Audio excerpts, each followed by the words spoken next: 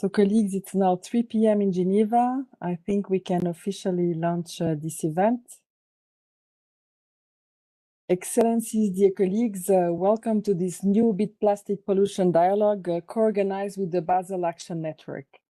I would like to start by thanking the authors of the book, Plastic Waste Trade, a New Colonialist Means of Pollution Transfer, for having chosen to partner with the co-conveners of the Geneva Bit Plastic Pollution Dialogues to launch and discuss the findings of the publication. Those of you who regularly join us already know that these dialogues kicked off in 2020 to make links with ongoing multilateral processes to tackle plastic pollution in Geneva and beyond. This third series of dialogues kick off after the adoption 2 years ago of a historical resolution at the United Nations Environment Assembly, setting up the path to a global treaty to end plastic pollution. All eyes are now on the Intergovernmental Negotiating Committee to develop this international legally binding instrument that was set up following the adoption of the resolution and which will meet for its fourth session, referred to as INC4, in a week's time in Ottawa, Canada. So in the run-up to these negotiations, today's event will discuss how the ongoing negotiations to develop an international legally binding instrument on plastic pollution can address the problems inherent in the plastic waste trade. The preparation for INC4, we have already hosted 7 dialogues discussing key thematic and launching important documents to feed negotiators. And we will be hosting 2 more dialogues tomorrow. So let me remind our audience that the dialogues are organized by the Geneva Environment Network in collaboration with the Basel, Rotterdam and Stockholm Convention Secretariat, the Center for International Environmental Law, the Global Governance Center at the Graduate Institute, IUCN, Norway, Switzerland, the Forum on Trade and the SDGs, and the University of Geneva. Today's event will be moderated by Puyi Wang of the Basel Action Network. And before I hand over the floor to Puyi, I would like to remind everyone that the documents presented, the summary, as well as the video of the event will be made available on the webpage of this event. Throughout the event, you can raise your questions by using the Q&A box. The transcript is also available in 100 languages, as indicated in the slide that you can see on your screen. So with that, Puyi, you have the floor. Thank you very much, Diana, and thank you to Geneva Environmental Network for collaborating with Basel Action Network to organize this webinar. My name is Puyi. I am a researcher with Basel Action Network and I'm based in Malaysia. I'm also one of the authors for the book. And without further ado, because we have so many speakers lined up, I'll just jump straight into it. Please allow me to invite Professor Dr. Sedat Gundogdu. He is a professor of microplastics with Çukurova University in Turkey, and he co-founded the Microplastic Research Group. And he will kick off the webinar by giving us a background about the idea behind the book. Sedat. Hi, Puyi. Thanks for introducing me and dear participants. Welcome to the launch of the events of our brand new book on plastic waste trade. As you see in the slide, this is the only, we can say the only technical book published on plastic waste trade and its connection with waste colonialism and another meaning of pollution transfer. So I'm Sedat Gündoğdu.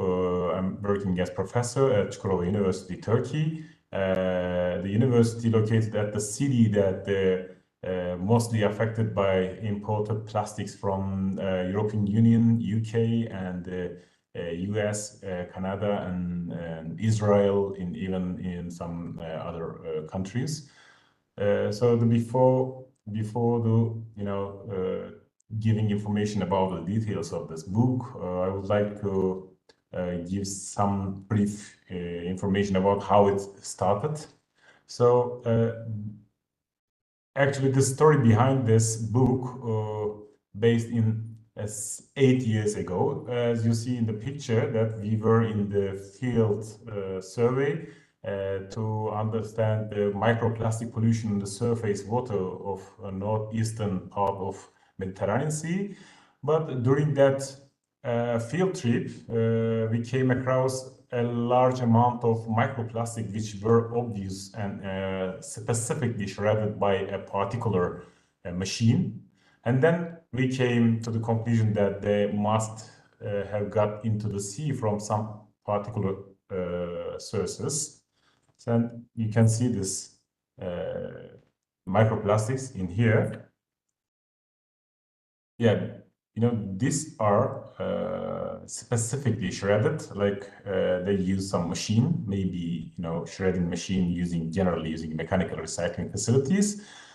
Then we decided to you know, to follow the path of this microplastics, and then we realized that there are majority of this recycling facilities discharging their wastewater to the rivers connected to northeastern Mediterranean Sea. So all these rivers, and alongside all of these rivers and connected canals, irrigation canals, because the area is large agricultural production area, so it's covered with canals, irrigation canals, and all of these canals has problem with illegal dumping with those kind of microplastics. And then we found this pictures here. You know, we found this images on the field. You know, they just haphazardly dumped microplastics and macroplastics, and of course you cannot easily recognize that those microplastics are belong to imported plastics. But when we continue to follow the path of this illegal dumping, then we found more than 30 different dumping grounds. Most of them have imported plastics, you know, belongs to mostly European countries. First of them was UK, and then Germany, France, and US, even Israel, Hungary, Poland, and we found many different languages and origins. And then we start a mapping project to understand the extent of this illegal dumping in the Adana city. Yeah, after that we made a timeline. So how things, how waste colonialism affected Turkey. First, all of things. I mean, the bell started the ringing for Turkey after Chinese ban on this waste, because currently Turkey even has some restriction, still continues to receive significant amount of waste from the United Kingdom, Italy, Belgium, Germany, and France. And you know, most of them were illegally dumped. So we made some investigation with some, you know, big media companies like BBC, France 24, WDR, and other international media organization, and we showed the extent of this illegal activities and the ecocide resulting this illegal dumpings. Currently, as you see in the timeline, in the April 2021, because of the public pressure on the government, so government decided to put some additional restriction on plastic waste import. The first, they banned polyethylene type plastic waste, which comprised 70% of total waste imported to the country. But after 7 days, because of industry pressure and the lobbying activities, the ban overturned, and then they just put some new restriction, but it also easily, you know, kind of, you can turn around this, and I mean, the companies can easily turn around this new restriction, because they put some 1% limit of contamination, but it doesn't work, because 1% of contamination, I mean, the 99% of clarity and 1% of contamination limit doesn't work, because there is no such waste that you can find only has 1% of contamination. Even you cannot find even virgin plastic material has more than 1% of contamination limit.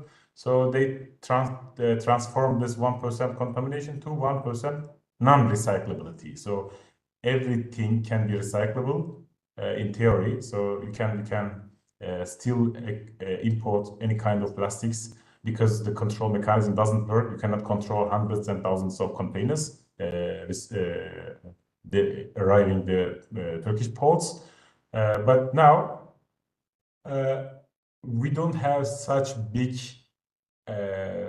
dumping grounds. Still, we have some small and continuous dumping activities, illegal dumping activities, but we have now another problem. It's like process waste problem. So this is this two picture taken 2 weeks ago in same place, 1 week interval. So there are many of British plastic waste illegally dumped. So it means Turkey still has illegal and labeling and mislabeling and illegal activities in this transportation. So this is definitely how this plastic waste import-export activities has pollution problem in environment. So let's talk about how this book emerged after this illegal activities. So the first we published an article on this to bring attention of the international community on this issue, and then we decided to produce this book, and because all of this valuable contributor that some of them are speaker right now here. So I sent a proposal to the Springer, the publisher, about this book because it was really important, and to publish such book will make a great contribution to the both scientific and non-scientific manner. And then I received many positive feedback, and those valuable contributor joined this book journey. When I started to bring all this contributor together, the main motto was coming from a farmer living in the near the illegal dumping ground in Adana, Izzettin. Izzettin has a family living in orange orchard and making farming in orange farms. So he told that during an investigation in Adana, he told me, and together with some international journalists, we send them vitamins and they send us toxic waste. This is the main motto of the plastic waste trade book, because this is really the summary of the plastic waste trade and waste colonialism connection. The following speaker will give more detailed explanation of the connection between the historical colonialist perspective and the neo-colonialist perspective in this activities. But this always same, someone in the importing side send some valuable material and then receiving non-valuable materials. So the book has 3 parts, and each part has 4 and 5 different chapters. So those are explaining the historical background and the toxic effect and the human health effect, and also toxic effect on environment, and also importing countries' perspective, how this plastic waste export from global north to the global south affects on the environment. Then I would like to finalize my presentation to give chance to other speakers. Don't want to exceed the times, and thanks to you and all the attendees and valuable contributors. Thanks.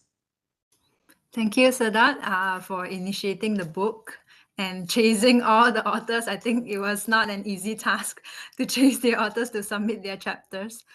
And thank you for your presentation. So today's webinar will be structured along the lines of the book. We will have 3 sections. First would be an overview of waste colonialism and the waste trade. And then the second section will be on the problems, inherent problems with the waste trade. And the third section, we will go into regions. We'll provide regional snapshots of the impacts of this import of plastic waste to Asia, Latin America, and Africa. So I will only come in at the beginning of each section to introduce the speakers for that section. So the next section for the overview, we have Professor Peter Stowett from Faculty of Social Science and Humanities from Ontario Tech University in Canada.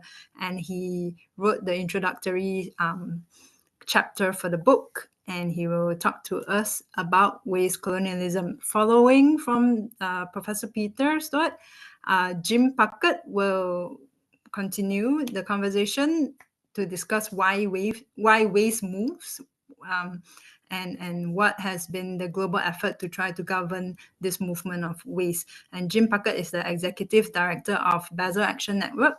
And Basel Action Network is one of, it's the main organization that works on monitoring the waste trade currently. And through investigations, Basel Action Network has uncovered the tragedy of hazardous electronic waste dumping in developing countries.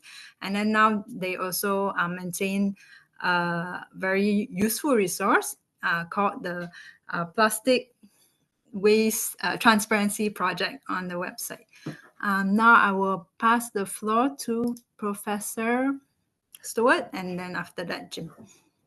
Thank you. Thank you. And yeah, I add my congratulations to Sadat for putting this together, despite the challenges Turkey underwent during the period that this book was being composed. And I will be brief. I'm more interested in hearing what the next speaker has to say than what I do, really. But I did want to mention briefly, if we're speaking about colonialism, I should mention that my university, Ontario Tech University, is on the traditional territory of the Mississaugas of Scugog Island First Nation, which are a branch of the greater Anishinaabe Nation. So my chapter is largely a conceptual discussion, which I hoped helped frame the remainder of the book. I'm pretty hardcore on this. Plastic is an example of an historical pattern of colonialism and exploitation that evolved on a global scale. And in another book, I've labeled plastic pollution and things similar, especially when it comes to waste transfers, as a sphere of transnational eco-violence. That is, it's violence against the environment, but it's also violence against human security, whether that applies to human rights, human health, or even human futures, because as we know, plastic waste can be a serious detriment to sustainable development. So the chapter essentially presents a typology of plastic waste colonialism. I begin with the broader term classic waste colonialism. This is what characterized the formal colonial empire periods. The production and deliberate spread of waste was a core component, alongside structural racism, attempts at cultural annihilation, and extreme labor exploitation of the spread of empire, as well as global capitalism. The chapter then, I go on to describe waste neocolonialism, so sort of as a second stage, if you wish. The direct export of toxic waste into former colonial states. So this is during, following the formal colonial period, right? And other areas of the economic periphery. And this is the more common definition of the term waste colonialism, first articulated at a meeting related to the Basel Convention on the control of transboundary movements of hazardous waste and their disposal in 1989. Right? At the time, it was less plastic, more other hazardous waste, and a burgeoning growing supply of electronic waste that prompted the assertion, but I think now it's been applied quite widely to the plastic situation as well. These colonialisms are not contingent on state-state relations, since the core economy, where most industrial production takes place and most key political decisions are made, and the affected periphery, where most resource extraction and waste disposal take place, and the least key political powers are located, is often coterminous, found within the same territorial borders imposed on geography and natural ecosystems by the evolution of the international legal order. And so our efforts to overcome this inequitous reality, which are themselves transnational in nature. Waste colonialism has arguably become a central feature of the broader concept of environmental justice, as has plastic justice, but it has also become a source of employment for millions of people living on the periphery of peripheral economies. And so-called waste pickers, there's other ways to describe people in this informal sector, of course, work extremely hard and do a great service. But they're also contributing to overall the functioning of this system, right? So this is something that's come up in discussions of the just transition in the current negotiations to establish a global plastics treaty, which many of us will be attending next week here in Ottawa in Canada. I also described two other categories of waste relations that are, in my view, highly relevant to any discussion of transnational plastic waste trade today. I talk about indirect waste accumulation, or, quote, incidental waste that arise in the shores of islands and other areas as part of the broader global capitalist system of production. And this is often lost waste that gets lost during the trade, and the criminal waste trade, illegal, hidden, unreported waste exports and imports, which are often quite systemic in nature. Both of these ongoing sources of harm to vulnerable communities, many of which are also engaged in resistance, occur within the broader context of the colonial relations that have shaped the present international system. And I close the chapter with a discussion of waste decolonization, intimately tied to environmental justice again, which may involve moving beyond the waste exporter-importer relationship, but will ultimately demand deplasticization and the acceptance of limits to industrial growth, which arguably is a far-off horizon at this stage, despite the strong rhetoric and limited policy advances pertaining to the Sustainable Development Goals. So I realize I'm probably out of time. I'm not sure where I am. Am I okay, time-wise? Okay. Oh, it's okay. It's okay. Would you like to wrap up? Yeah, I'll wrap up very quickly. I will mention that part of the chapter also discusses the Chinese decision to stop accepting plastic waste imports. And as you can imagine, this has had a tremendous impact, right across the global trade. We're not just talking about north-south trade, of course, anymore, but that's still an essential component of it. And I'll let Jim take it from there, because no doubt he'll pick up on that. So thank you very much. Thank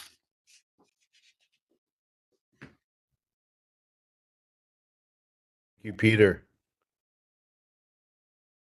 See if I can get my slides.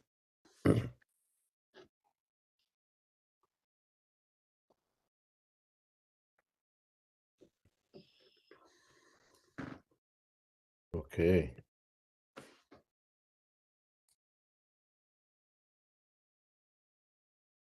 Yes, it seems to be working. So, my name is Jim Puckett. I've been working on waste trade for my entire adult life, for 35 years or so. And what I wanted to do was speak about what I contributed to the book. And thank you, Sadat, for making this book. It's tremendous to have it all in one place and very timely. But I was looking mostly at the work of trying to prevent waste colonialism, toxic trade, and the remaining challenges that we have. And when I say trying to prevent it, mostly I was talking about the legislative efforts around the world and the Basel Convention. I'm the director and founder of the Basel Action Network that takes its name, of course, from the Basel Convention. It's the world's only environmental justice treaty, and I think we really need to pay attention to it. And this new treaty that's going to be negotiated in Ottawa hopefully will follow in the footsteps of the strides we have made. Talk a little bit about that later. But first, before I do anything else, I just want to have a short discussion about why waste moves to the waste colonies. And why it moves, in my mind, is all about cost externalization, an economic term, but one that's very important. And we realize once we start looking at things in that frame, how pervasive and stunningly damaging it is.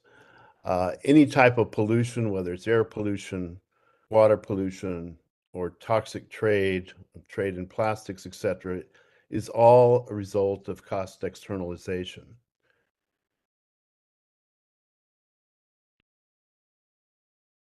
And what is that? It's a market distortion that is all too common, unfortunately, that occurs when an action taken damages people or planet, often as a hidden cost, and yet the cost to either prevent or repair such damage is never paid by those causing it. It's basically creating environmental debt, or it's environmental theft. And throughout time, throughout history, this has been extremely pervasive and common. And some of the truisms we find from looking at the world in this way is waste follows a pathway of the greatest opportunity for cost externalization. These opportunities are functions of disparities in political or economic power, very much similar to what drove colonialism. Such waste trade is exploitation. Such waste trade is waste colonialism. Back in 1991, this gentleman summed it up best when he wrote a memo in the World Bank while he was there that said this: I think the economic logic behind dumping a load of toxic waste in the lowest wage country is impeccable, and we should face up to that. What he meant was, in the existing frame where cost externalities are commonplace and you can get away with it, then it is impeccable. And what that economic logic that is so impeccable looks like, next slide, please. My slides, there we go, is this. You see the waste tobogganing from rich countries to poor countries as the cost of pollution rises in the rich countries, and things are a lot cheaper to pollute in poorer countries. The waste goes tobogganing down that slope, down that gradient to waste havens in the poorer countries. I'm having trouble advancing. There we go. And this plays out today and in shipbreaking trade of the old obsolete vessels that the shipping industry uses. They get dumped on the beaches of South Asia. It plays out with the e-waste trade. Next slide. In primarily going to Africa and Asia, all our electronic waste, computers, printers, etc., that's where they're going.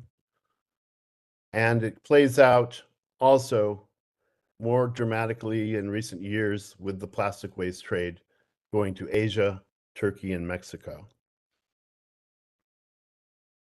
It's important to think about what these hidden costs really look like. What are they? Who will pay for them? How much would they cost? Extremely important to understand what we're talking about when we talk about externalization. So first, think of the ships plying the waters just to go from rich countries to poor countries, burning greenhouse bunker fuels to create greenhouse gases that plies the waters, going clear across continents just to dump the waste. Think of the health of the workers damaged, breathing the toxic emissions as the toxic plastic is melted in the recycling plants.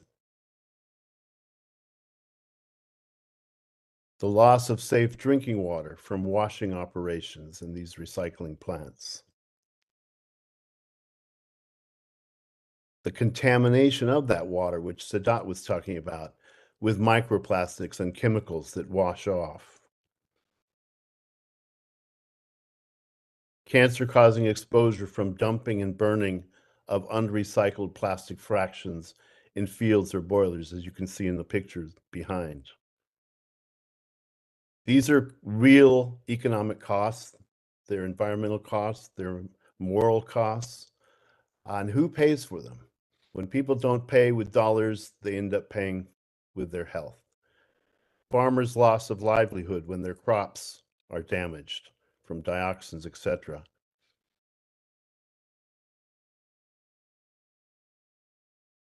So some of the key drivers that we've discovered, and something that's really important to think about, of these negative externalities that create waste colonialism.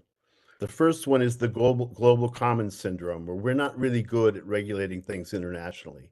This particularly plays out when we're damaging the actual oceans and our atmosphere, for example. The example I gave of carbon dioxide pollution from just the ships plying the global seas. We're not good at regulating that. Further, there's a lack of democracy and empowerment, giving damaged people the right of redress against toxic exposures, extremely important aspect of the waste trade. Global inequity creates desperation for jobs. Labor costs disparity is not just about cheap labor, but a lack of safety nets, protections, infrastructure, and weaker economies. And finally, a major driver also is the co-option of words like recycling and circular economy. People think it's a green passport to just say recycling and away it can go, but recycling, like any industrial activity, is fraught with externalities. And the circular economy, I think, is being used as hyperdrive or recycling on steroids, and that was never the intent of that concept. So preventatives against waste colonialism, we're going to talk briefly about what we've been able to do, looking first at the Basel Convention. I'm going to give the very shortest history of the Basel Convention I've ever given. Basically, in the late 1980s, there was an epidemic of waste trade events, of things tobogganing down that slope from rich to poor, to take advantage. And most invoked some kind of recycling pretext. And this is when we realized we're going to really have to figure out what to do about recycling. The Basel Convention was adopted, therefore, in 1989. And they were smart to control waste, whether going for recycling or disposal, to control them in the same way. This created the PIC procedure. The foundation of the Basel Convention is what's called prior informed consent, PIC. And it's basically a notification procedure. Before you can send waste, you have to notify the receiving country and get their consent. And the beauty of PIC, even though it's not as good as a ban, is you get that transparency and the right of refusal. There's 191 parties in the Basel Convention today. The next big achievement at the Basel Convention was the Basel Ban Amendment, and that was in 1995, and it finally went into force in 2019. I've been working on that most of my life. It's in the convention now as Article 4A. There's 104 countries that have ratified that amendment, and basically that amendment says you can't dump hazardous waste from the rich developed countries to the poorer countries of the non-OECD bloc. Finally, the greatest achievement in recent years is the plastic amendments. They came into force in 2021, and for the first time, plastic waste trade was controlled. It was supposed to control all plastic waste trade, but we'll see that that unfortunately is not the case. So the reason we got these plastic amendments was following the national sword policy of China refusing to take any more plastic waste. The stuff started going all over the world, Southeast Asia, Turkey, etc. And they were exported for recycling. It increasingly became obvious that this was not benign environmentally. And so it was meant to go after those things that are not likely to be recycled properly. And those are, we'll talk about what those are in a second. This is us at the UN meeting, promoting the amendments, but was supported and proposed by Norway originally.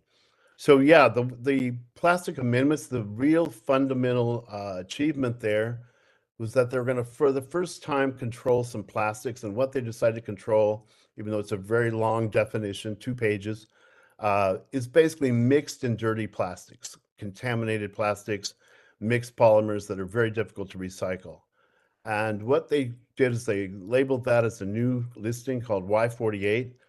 And the real actual result of it is that exports from the US being a non-party to Basel parties, are now illegal of this Y48. And exports from the EU to developing countries is illegal because the EU added it to the Basel Ban Amendment, this particular listing. All other countries, it's prior informed consent, notification, and acceptance, and that is the default system. So for the first time, it's controlled to get that transparency and right of refusal. So unfortunately, as we've seen this play out since 2021, when it went into force, we're finding countries failing to implement this properly. Rich developed countries like Canada and the US using Article 11 agreements erroneously, which is an exception in the Basel Convention. It's supposed to not really be an exception. It's supposed to be equivalency to the Basel Convention's rigor. But it has been used by Canada and the US to absolutely say, we're not going to implement Y48.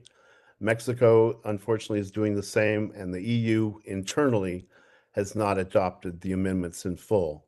Then we have countries on the receiving end that are failing to enforce. Japan also not on the receiving end, but it's failing to enforce. And Turkey and Malaysia, I think, are in the category as well as Mexico, and failing to enforce from the receiving end, and actually, stopping and seizing and searching containers. We're seeing massive amounts of shipments taking place. Third, the failure to include all mixed and dirty plastics, so we're not covering synthetic textiles, synthetic rubbers, refuse-derived fuel, plastics mixed into paper bales, etc., unfortunately are not being covered by the Basel parties, and we have to fix that. And finally, the fact that plastics are just a toxic soup with the additives mixed in have not triggered hazardous waste definitions. They should. There's no percentage limit in the Basel Convention for these. If they cause harm, they should be considered a hazardous waste. And yet almost every plastic has harmful additives in them. Every mixed load should be considered as a hazardous waste. And that, of course, is not happening. So those are the kind of things we need to have happen. We were hoping the new treaty could work on some of those.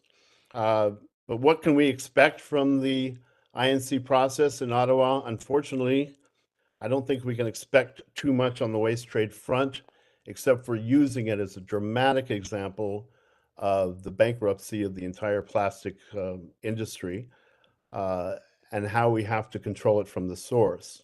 So the zero draft, it had one improvement proposed on waste trade, that all plastic waste exports would be subject to the PIC control. The INC 4 draft, that option remains, but 2 more options were added that would just basically say, let's just use Basel. Thirdly, I fear that the Basel status quo will rule the day at the end of this INC process, but hopefully we can do more if the parties agree.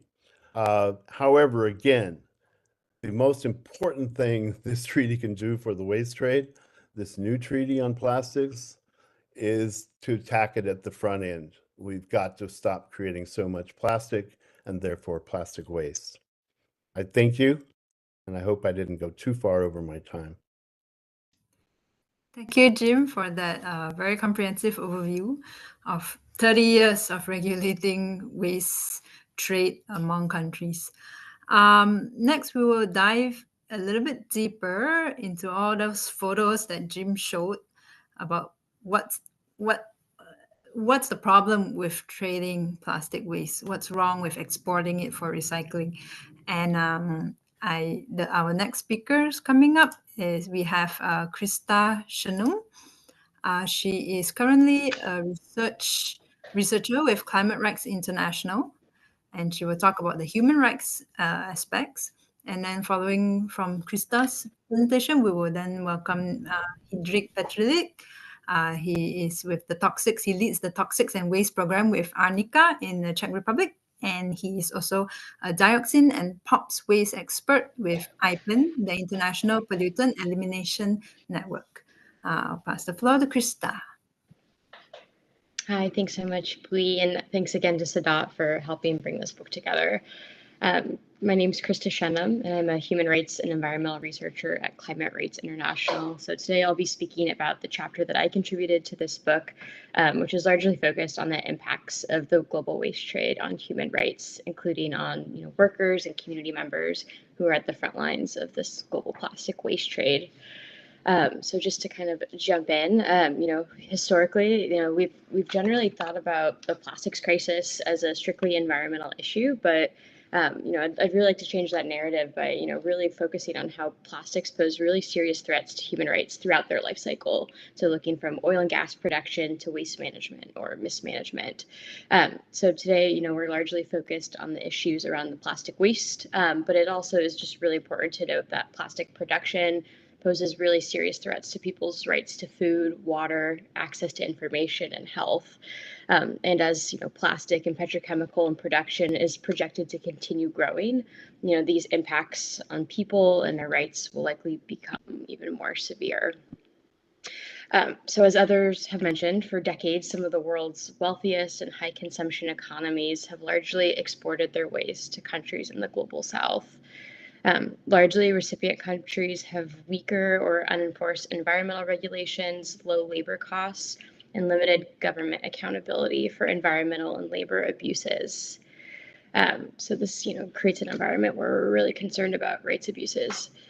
So once plastic waste is imported, so it must be managed. So that's typically done either through, recycling, whether that's, through formal recycling or informal recycling, landfilling, illegal dumping, incineration, or open burning. So we'll hear more soon about the use of toxic chemicals, in plastics. But in short, many plastic products include toxins, including PFAS or forever chemicals and phthalates that are linked with serious illnesses and diseases, which have very significant impacts on people's right to health.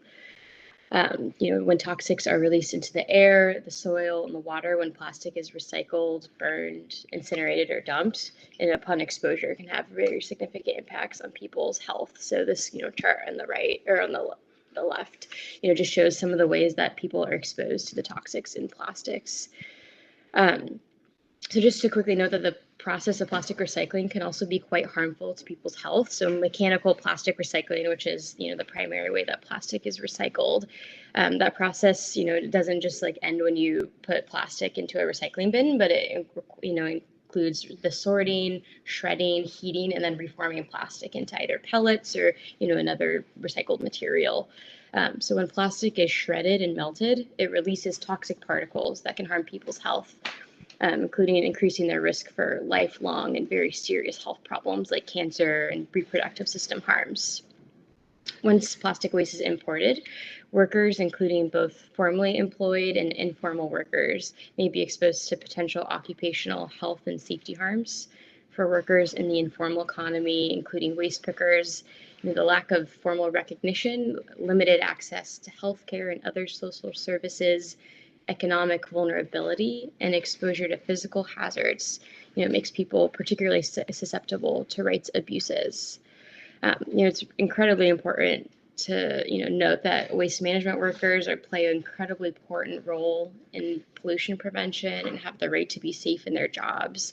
And so it's up to both employers as well as governments and importing countries to take really concrete steps to protect the rights of workers, including ensure they have full access to protective equipment and that they're not exposed to harmful chemicals. So Sadat and Jim both talked briefly about the impacts of the global plastic waste on water, and people have a right to clean water and to safe drinking water, and so there's very significant ways that the global plastic waste trade also impacts people's right to water. So when plastic particles contaminate freshwater resources, they pollute water systems that people depend on. After plastic waste is imported, those plastic products and particles of those waste products can enter waterways as either dumped materials or through the process of recycling, which contaminates water. And so, this imported plastic waste exacerbates local water filtration and sanitation systems in importing countries by introducing additional sources of microplastic pollution without providing any really technical or financial assistance to countries to remediate those additional sources of pollution. And then just to kind of go in a little bit to the right to a clean, healthy, and sustainable environment. This is, a right that was formally recognized quite recently within the UN General Assembly, and essentially ensures that people have, the right to a clean, healthy, and sustainable environment. This right is a precursor to the realization of many other human rights, and is massively important to the well-being of people around the world. One of the ways that the global plastic waste trade harms this people's right to realize this right is through its direct contribution to the climate crisis. So throughout the entire plastic life cycle, plastics emit greenhouse gases, both from the beginning stages of oil and gas production, but also when plastics are incinerated, when they're burned, when they're recycled, they're emitting greenhouse gases. The climate crisis is the world's greatest threat to human rights and such an aggravator of many other human rights crises. And so, the global plastic waste trade as a driver of this is, super concerning, as I'm sure everyone here is aware of. So just to kind of quickly give a super concrete example of, the ways that, plastic waste trade impacts human rights. I'll talk super quickly about this report. I worked with Human Rights Watch for over a year to document the ways that the global plastic waste trade impact people in Turkey. So through this work, we focused on Turkey. It's the #1 recipient for the European Union's plastic waste exports. And Sadat, gave a great overview. And Sadat and others at Greenpeace Mediterranean have, documented many cases of illegally managed and illegally dumped plastic waste imports in Turkey. But this report really focuses on what happens when plastic gets to recycling facilities. So it largely focuses on small scale facilities where, maybe there's a dozen or so workers in very kind of small facilities. So essentially what we found, and what we interviewed dozens of workers and local community members, and found that people were having very significant impacts on their health related to plastic recycling. The workers that we interviewed included significant numbers of children, including children as young as 9, as well as undocumented migrants from Afghanistan and Syrian refugees, some of the most vulnerable people in Turkey. Residents living nearby as well told me that they developed respiratory illnesses, rashes, headaches, and other ailments as a result of working and living near plastic recycling facilities. So for example, a 20-year-old man, Ahmet, told me that he stopped working at the plastic recycling facility because of the health impacts that he was experiencing. He said that it felt like his lungs were being squeezed when he inhaled the smoke and steam produced at the plastic recycling facility. And for months and years after leaving, he still had problems breathing. So, in Turkey, many residents, workers, medical providers, and the facility owners said they didn't have even basic information about toxic exposure from, recycling facilities. The plastic waste trade is one where it's not coming with information. People who are being subject to these impacts don't necessarily have the impacts of what chemicals they're being exposed to and how that might, lead to diseases. There's been some steps that have been taken by countries to ameliorate this, but it's been far from enough. So, for example, the European Union has taken steps to kind of prevent some of these impacts by banning the export of plastic waste to non-OECD countries, but Turkey, as a member of the OECD, will continue to receive significant amounts of plastic waste. So just to kind of keep things super brief, we'll just kind of really briefly end on the plastics treaty and ways that it might kind of take steps to really promote human rights. As I said, it's been largely environmental issues, so the inclusion of human rights in the treaty is really critical to, address many of the impacts that plastics do have on people.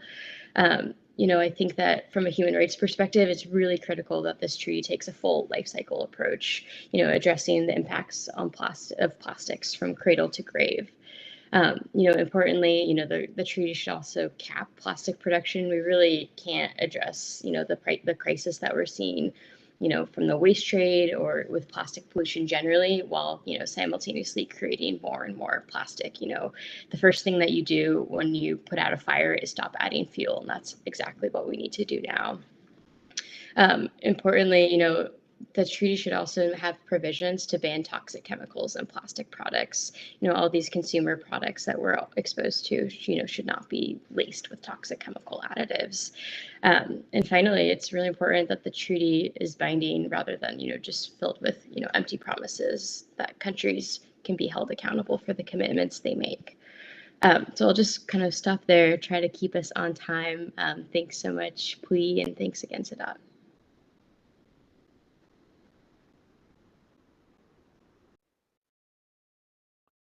Good day, everyone. I'm Indrich Petrlik, one of the co-authors of the book put together by Sadat. So I would like to thank to Sadat as well, because I think it's very useful that we can find all the information about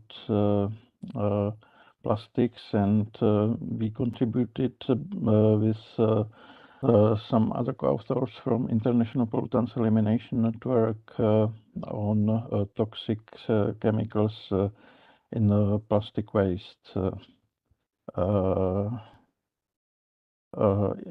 International Pollutants Elimination Network is a global NGO network, and it has participating organizations in more than 125 countries, and therefore we have access also to a lot of data from all the countries globally. I will try to guide you through some of crucial findings from various studies done by IPAN and its research center, which is based in Arnica, which I represent here. You can see again this picture, which shows that every stage of life cycle of plastic involves toxic chemicals. They are released during production of plastics, which comes from oil industry, and during the use, as well as during the end of the life of the plastics, when they are incinerated, dumped, or even recycled. Plastics need to have many additives because they would not work without additives. They need to be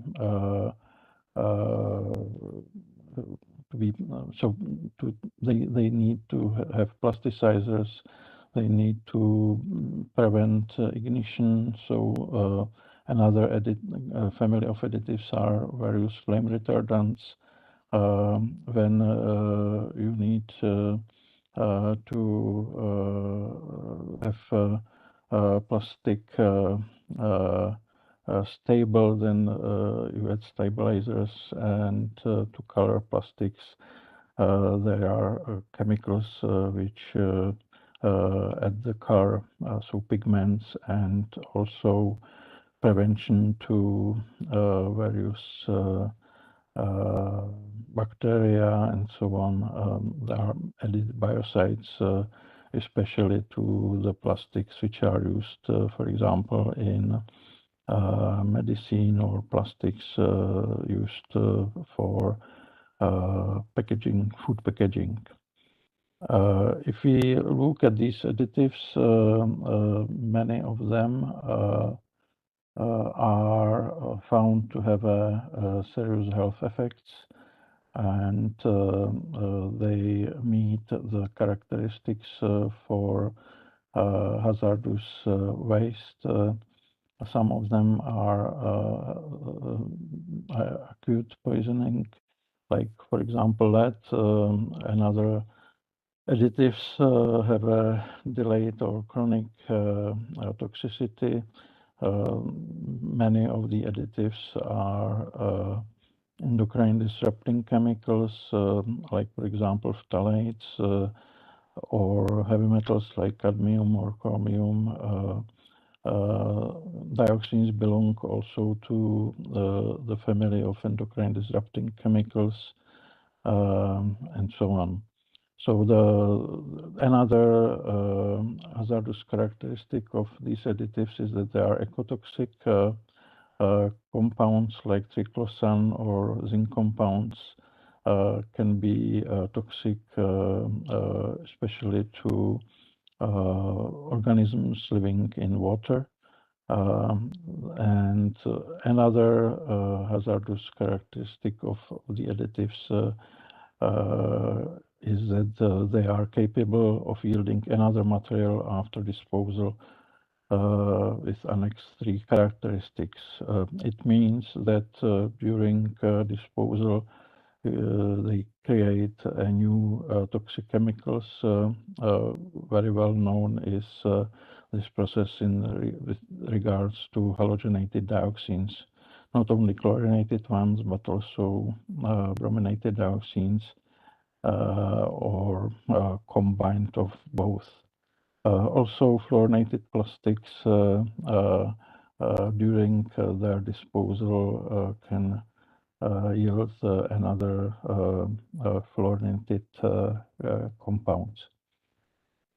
If we look at the development of the number of chemicals found in plastics, it's quite visible based on the studies from recent years that it is still the world where we discover new and more chemicals related to plastics as additives, or even as chemicals which are used for their production and can release during their disposal. From study released in 2021, when there was more than 10,000 chemicals estimate of in relation to plastics, up to study recently published in 2024, when it raised up already to more than 16,000 chemicals. So we can expect that this number can increase even more. The problem is how far we know the hazardous characteristic of these chemicals. We know that 4,200 are persistent, bioaccumulative, mobile, or toxic. And the problem is that we are still lack the information about their hazardous characteristics for over 10,000 of these chemicals, and only less than 6% of currently known chemicals in relation to plastics are subject to global regulation. Unregulated plastic chemicals of concern are more than 3,600. This underlines the need for chemicals being addressed by a new global plastic treaty.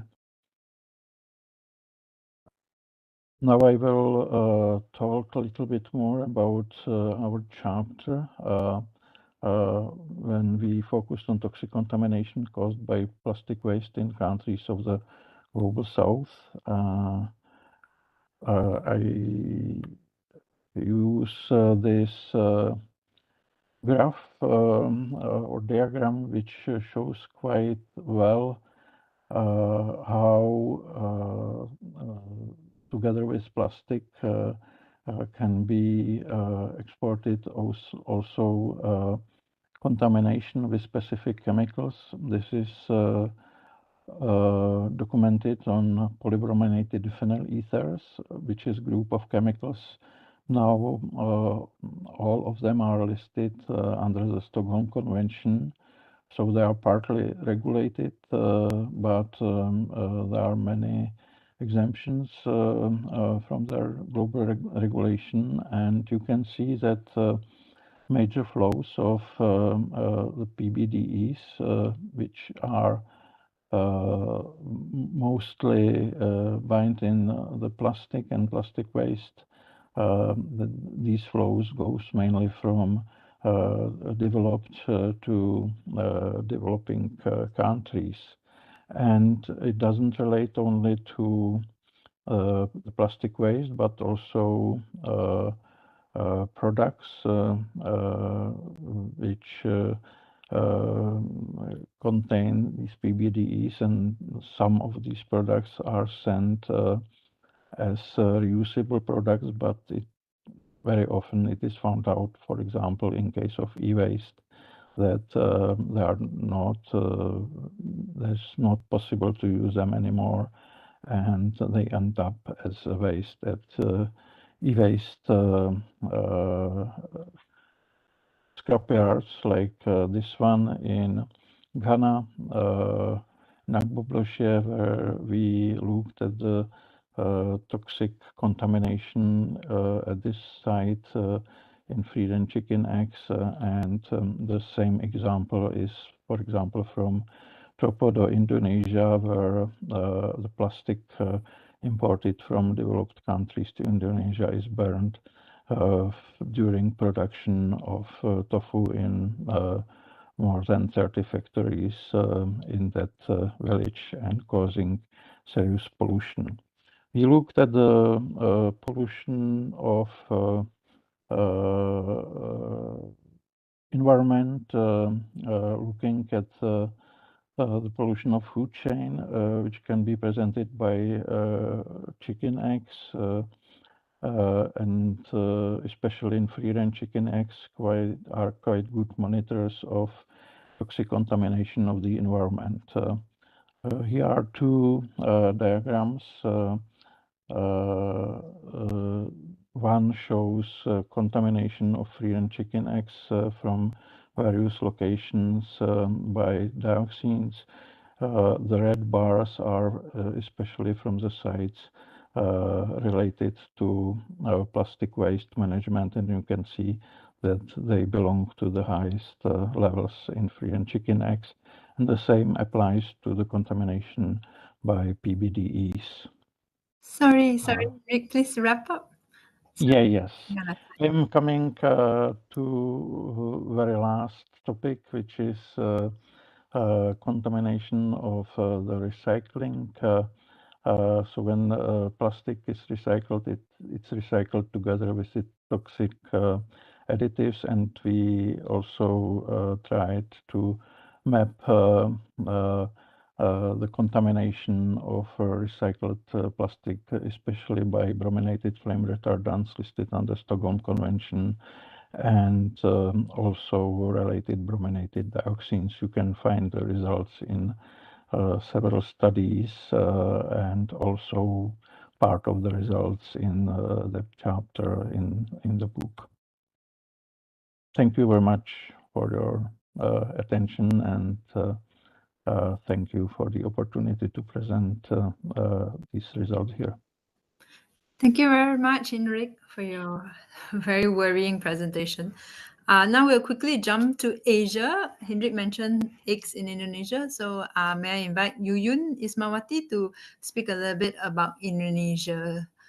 and the impacts of waste trade on her country and Asia in general.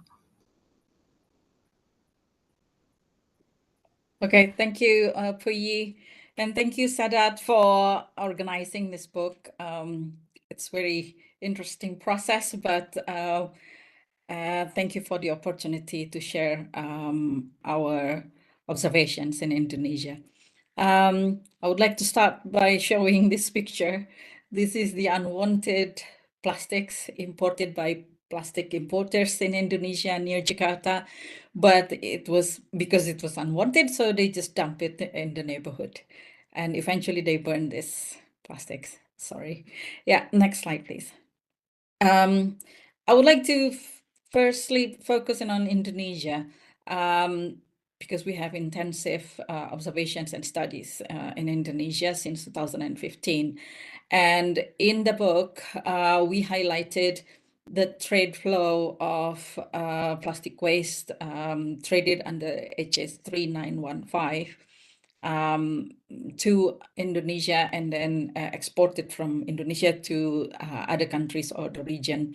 So in general, Indonesia imported plastic waste or plastic scrap mainly from Western Europe, and that could be breakdown to Germany and the Netherlands. And the figure is not really declining fast. The data that we have and presented in the book is from 2015 until 2021. Indonesia also exported plastic waste to other countries as potentially in a form of pellets, because there is no distinction or explanations about the shape or the type of pellets, but also plastic scrap.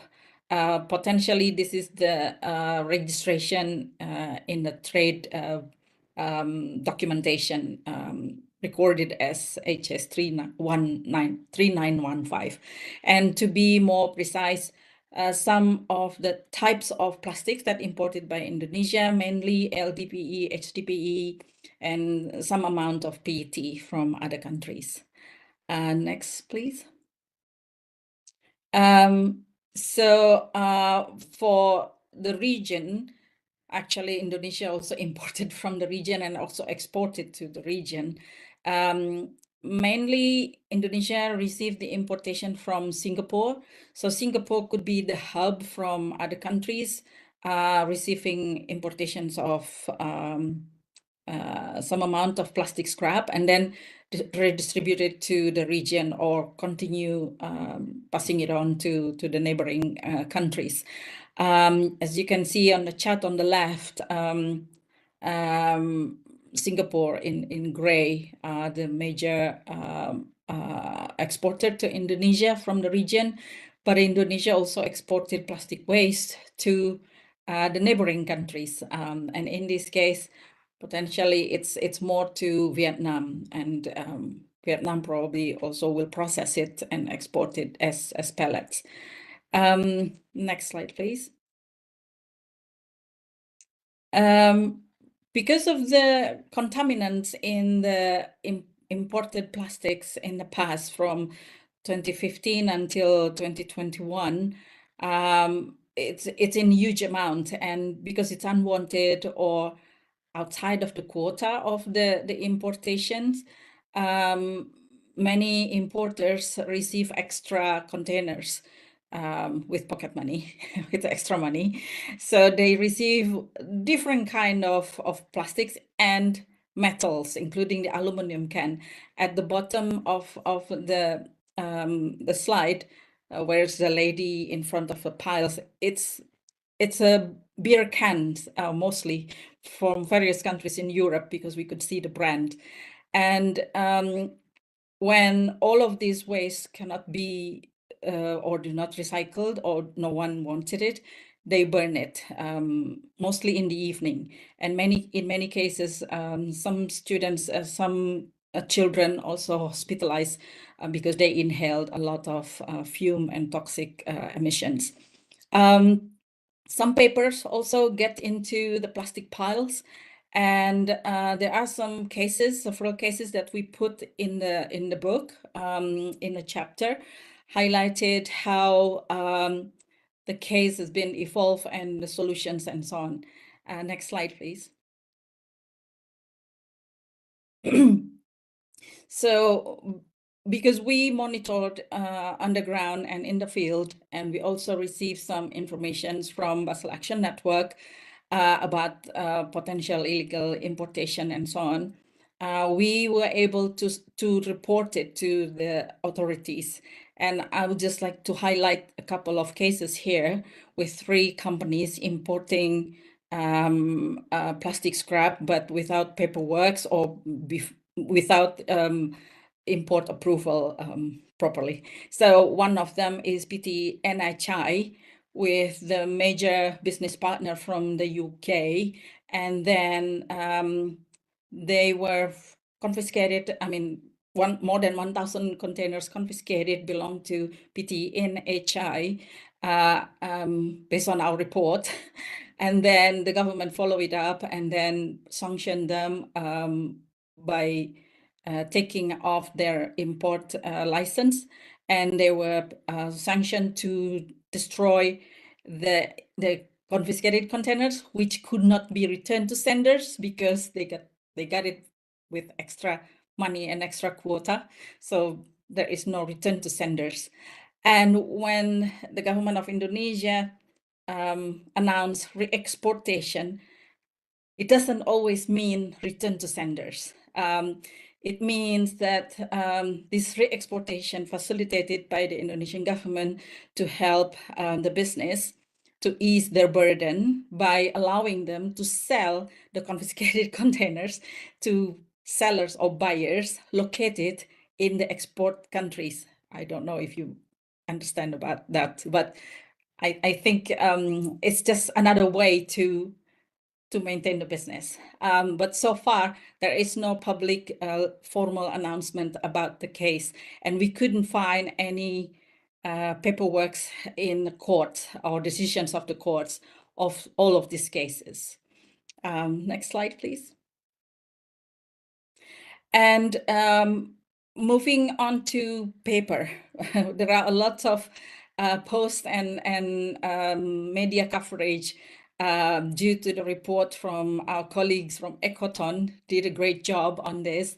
And we agree also to look at the paper industry in Indonesia, because the contaminants of the paper industry, mainly in East Java, but also in West Java, New Jakarta, the contaminants inside the paper bales are mainly plastics that potentially missed when they were in the process of sorting using whatever technology used, but still there are some light plastic packaging going to the paper channel or paper piles. So as a result, although Indonesia imported paper scrap mainly, again, from Western Europe and from the Northern America, and also from Australia, most of these contaminants are not controlled or not limited at that time. But as an exchange, Indonesia also exported paper scrap to other region, mainly to Southeast Asia. Next slide, please.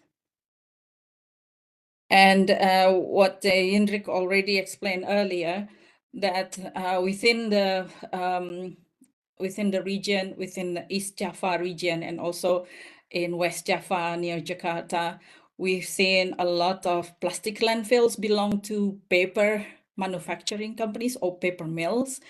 That some of the containers confiscated, but then they resell it or re-export it. But those who managed to be taken or collected by importers still have high contaminations, especially plastic waste. You see the shredded nature of plastic packaging here. It's because they've went through the process in the paper mills where they flush it with water, and then they will be separated between paper and non-paper. So these piles are non-paper. which was eventually dumped in one place under the label of community development. So the factory felt that this is their responsibility, CSR, and also for the economic development, local economic development. But unfortunately, this is actually minuscule in terms of economic development contribution. Next slide, please. So the regulatory approach after the change of the waste trade situations from China, and also based on our reports and several cases on the ground, joint decision released by Ministry of Trade, Ministry of Environment and Forestry, Ministry of Industry, and the National Police. They issued a joint decree to set a contaminant level of 2% for paper and plastics. This is based on our recommendations to follow China's path to have 1.5% of contaminants go down until 0% within 3 years. However, exporters from the US and from the UK approached the government not to set the standards too low. So now we are stuck with 2%. However, another issue that we raise also to government is that we have to know who they're having business with, because in many cases, these confiscated containers cannot be returned to senders due to lack of address of the exporters. So our recommendations that it has to be registered. So now, up to August 2021, that was the latest data that we could obtain. More than 150 companies already registered in 50 countries. And they have to show their paperwork when they register it to the Indonesian embassies or consulates. And then the one of the follow-ups of our findings and recommendations also, the government have to develop the roadmap for the paper and plastic industry, how they are going to maintain and how much they are allowed to import raw materials from abroad, whether 25% until 50% within a certain period of time. And this discussion is still ongoing since 2020 with no progress or no updates. So hopefully the plastic treaty will add into another pressure for countries to develop national action plan and implementation plan to have a proper management of plastic production and its waste. That's all from me. Thank you so much for this opportunity. You can download the paper in ResearchGate. If you have ResearchGate account, it's available there. Thank you, Pyu. Thank you, Yuyun. Okay, Yuyun needs to run and catch a train, so I'm gonna let her go out. Thank you. Sorry, I have to leave now. No problem. I'm so Thank sorry, you. we're running out of time. So quickly, we'll jump to our last two speakers. I have to jump to Griffin's first because his battery is running low. So Griffin's will take us to Africa. Griffin's? And I have to ask everyone to take down the email addresses of all the speakers to email them later in case they didn't get to your questions. Okay, Griffin's, please, you have the floor. Griffin's? Thank you so much. Can you hear me? Yes. Great, thank you. There will be background noise because I'm on the road. Yeah, so I just wanted to share experience from the work we are doing on the campaign we are doing to end plastic pollution and with regard to the issue of plastic waste trade. So I'll share the case story of one campaign that we, in 2020, we were able to highlight because it showed the threats that Africa faces when it comes to the issue of continued waste trade in disregard of the Basel Convention and also the the Bamako Convention, which is an African convention to try address the weaknesses within the Basel Convention. So I'll highlight, for instance, the issue of, the plastic waste trade, but in the context of negotiations that was happening in Kenya, where there was the disagreement on the trade agreement for US and Kenya. And in this campaign, the exposé that came out from from the New York Times, where we were able to share this story, is that there was a proposal by the industry, which under the American Trade Chemistry Council, to be able to use the trade agreement to continue to incite provision for continued export of plastic waste and chemicals into Africa, particularly through Kenya. And in our work, particularly at the community level and the policy level, we've been able to ascertain this threat, particularly the opportunity that was being taken by the industry to continue to export waste. So Africa, particularly Kenya, there's a big recycling industry that is coming up, particularly to recycle or flake plastics or pellets and exporting to other countries. And the challenge is that many of the collections, particularly activities like cleanup that communities undertake. So when we visited some of the industries that are doing recycling, that are making the pellets for export, they disclosed that they do not have enough plastic waste in order to meet the infrastructural equipment that they have set up and meet the demand that they are getting in terms of exporting the pellets and others. So this underscored the need, the loophole that the industry were taking in order to continue to export plastic waste, because Jim talked about externalization of cost. So in the disguise of recycling, continued recycling, communities are involved in collection, particularly during cleanup days, where they collect a lot of plastic, but there is no, particularly this plastic getting into the factories that are recycling. So they said that they have low demand, I mean, in terms of the demand that they are having, but they do not meet the threshold for their equipment for making this pellet. So this threat showed the level of continued export of waste trade, plastic waste trade into the countries. And on the same note, under the Basel Convention, actually in 2021, the presidency under the Basel Convention really highlighted the case story of Tunisia, which also was one of the, cases that was witnessed in Africa, and our colleague in Tunisia really fought for the waste dumping that was coming from Italy into Tunisia,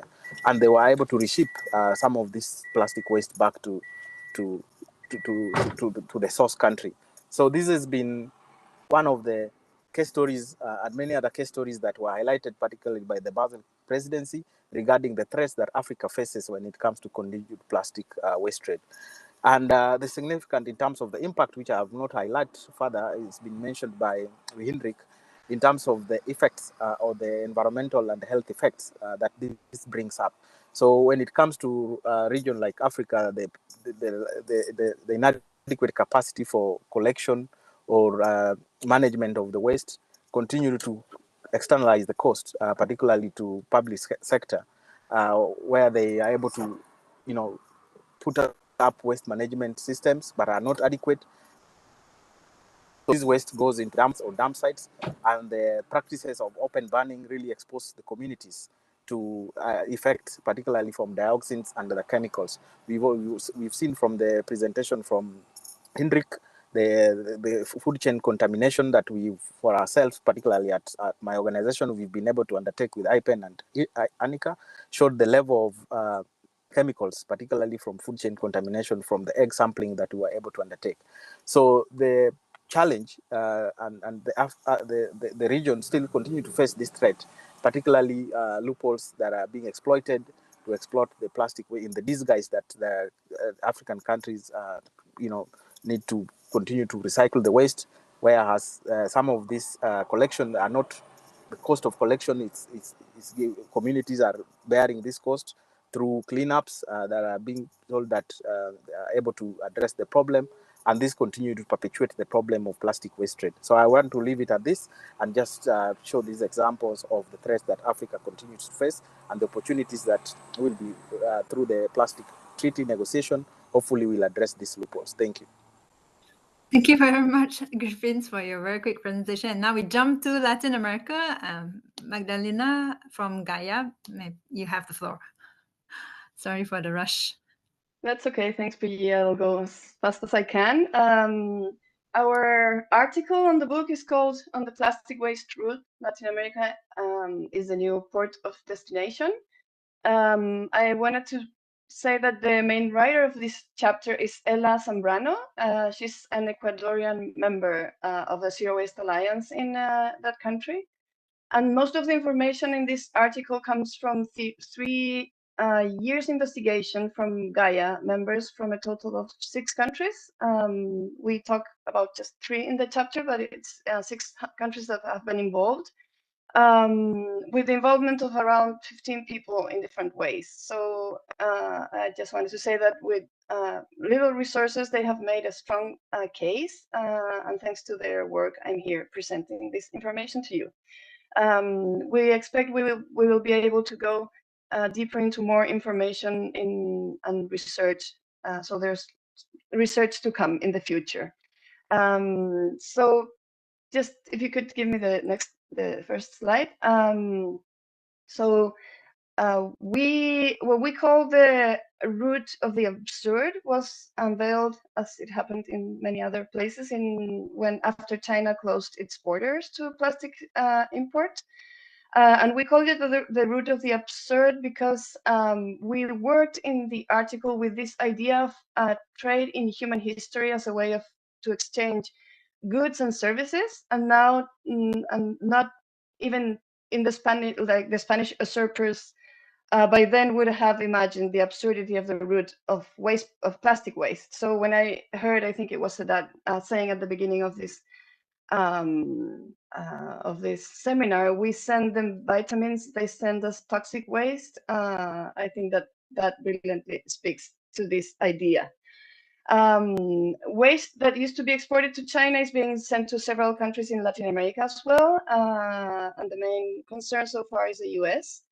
By 2020, the US had distributed 44,000 tons of plastic waste to 15 countries in Latin America. And this, together with the complicity, opacity, and lack of capacity from governments from our region, has been really helpful for this trade to happen and grow, and probably a reason for some countries to choose our region to dump their waste.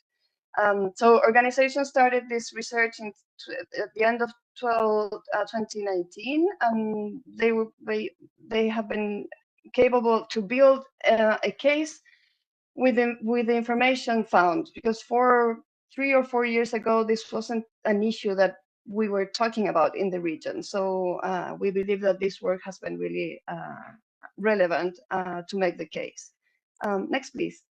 So we talk about the audacity of the US in the article. The US is a very non-committal power. We all know it's incapable of processing the plastic waste the country produces.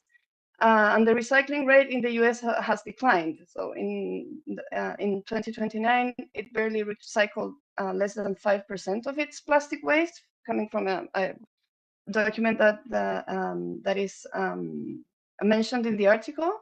The export of millions of tons of plastic waste to China was registered as recycled. So probably, I mean, that is what happens also for the region. And hundreds of different types of synthetic plastics materials produced are of fundamentally non-recyclable. That we all know that. So it's most probable that non-recyclable materials are ending up in our region as well.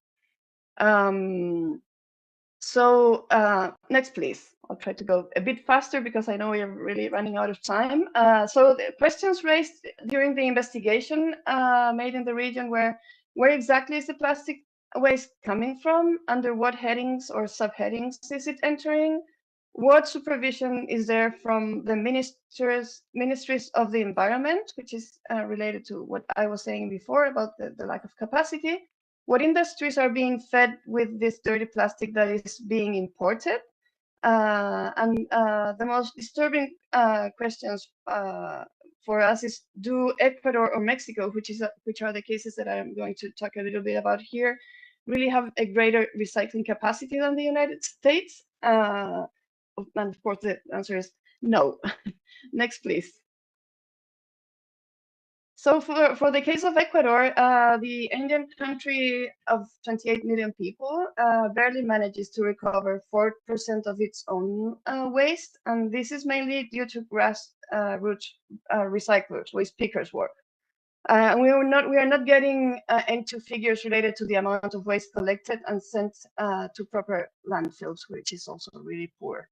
In August 2020, the US registered an export record to 4 countries, including Ecuador. Besides the inconsistencies between the figures, what we know is that at least 10,000 tons of plastic waste enter Ecuador annually. And this number equals the total plastic waste production from 40 cities in the country with an average population of 266,000 people. So that talks about the absurdity of the whole picture, right? As a signatory of the Basel Convention, on the other hand, the authority, the corresponding authority, is clueless about whether or not the waste arrives contaminated or if it is hazardous. So this is part of the investigation from folks from Ecuador. You will find in the book the case of a company that has imported from the US, from US agricultural companies. It is supposed to produce mattresses and now has product. They say in their webpage now that they are providing eco-friendly, flexible packaging. So we suppose that this comes from the import of plastics that we have identified they make. Next, please. So through their website, I would like to mention that the collective Malditos Plásticos, which is the group behind the research for Mexico, provides a radiography of plastic waste colonialism in Mexico, a tool for consultation and information dissemination on the pollution and the problems caused by the export of plastic waste to Mexico. I will put that information in the chat when I finish my presentation. According to Mexico's tariff information system, from 2015 to 2029, the country would have received more than 662,000 tons of plastic waste, coming most of it from the US again. 9 companies control the plastic waste import market, and it's not a coincidence that cement companies such as Cemex, which is a huge one in the country, have set the ambitious goal of incinerating 19 million tons of plastic waste by 2030. Companies or comparing the official reports of the US government and the Mexican government ones, there are serious differences of under-reporting of 500,000 tons of plastic waste between 2015 and 2023. So this is something that is very worrying as well. So the next, please. What do we have in our favor? It doesn't really look as an optimistic scene, of course, but we are confident that active communities that are not willing to accept this abuse can make a difference. We have the Basel Convention, and there's a lot to do about it for its for it being used how it should be in our countries, but it's a tool that we have there. The Escazú agreement, it's a regional agreement, and it should be a tool for access to information, transparency, and protection of environmental defenders. It has been signed by several countries in the region, and it's a tool that we find is going to be very important. And we'll need a legally binding treaty that covers the entire life of cycle plastic. So this is my last slide. We are confident that this perspective expressed by a newspaper, by the Guardian, has been established in part thanks to our investigation and denounce, together with the work of many others, like people that are in this seminar presenting. So they say plastic export is always a false solution, and the idea this activity being as a fall solution is something that is a very strong idea for us. The other thing that I wanted to highlight is what our Mexican friends are saying now, which is that waste colonialism, and I think that this is a very strong idea as well, should be understood as another stage of the life-death cycle of plastic. It does not end in its final disposal or treatment, but it continues through colonialism as a spiral of poison. That's what I'm quoting. So I think that this is something really interesting to think about. And I would like to add a great concern, which is that there are growing investments to install recycling plants, including chemical recycling, which would mean a new destination of plastic waste from different countries, including the US. And we have to keep investigating around this, getting to know the investors behind and exposing them, as well as pulling new information so that the case is not forgotten. So yeah, that's what I can share, and thanks very much, Puyi. Thank you very much, Magda, for speeding through that. So I think in general, we can say that, and also sharing the experience of Malaysia, the plastic waste trade is very problematic. It's very difficult to enforce the global rules or local regulations, and we are all for a ban to an end to this trade of plastic waste. And there's a need to look upstream to reduce the production of plastics in the first place and reduce the waste so we don't need to trade it. I'm going to pass the floor to Jim to take some questions. Sorry, everyone, we are running a bit late, so I'll invite you all to stay with us for about 10 more minutes. I'll pass the floor to Jim to take some questions about the Basel Convention. How can plastic waste not regulated by the Basel, how can it fall under the plastic treaty? What can the plastic treaty do? So that question will be for Jim.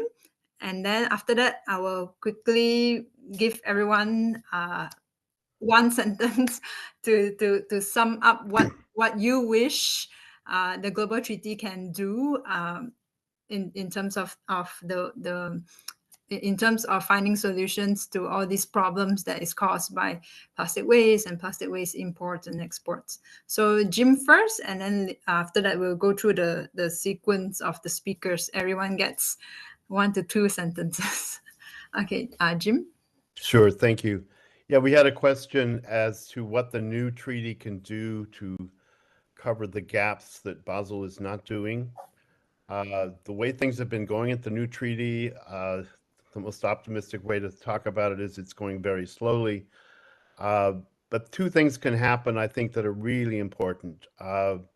Basel needs a mandate to do more on the hazardous additives and to qualify them as hazardous waste. And if the new treaty is to be effective, it needs to identify and make transparent all of those hazardous additives and make that mandatory by all producers of plastics.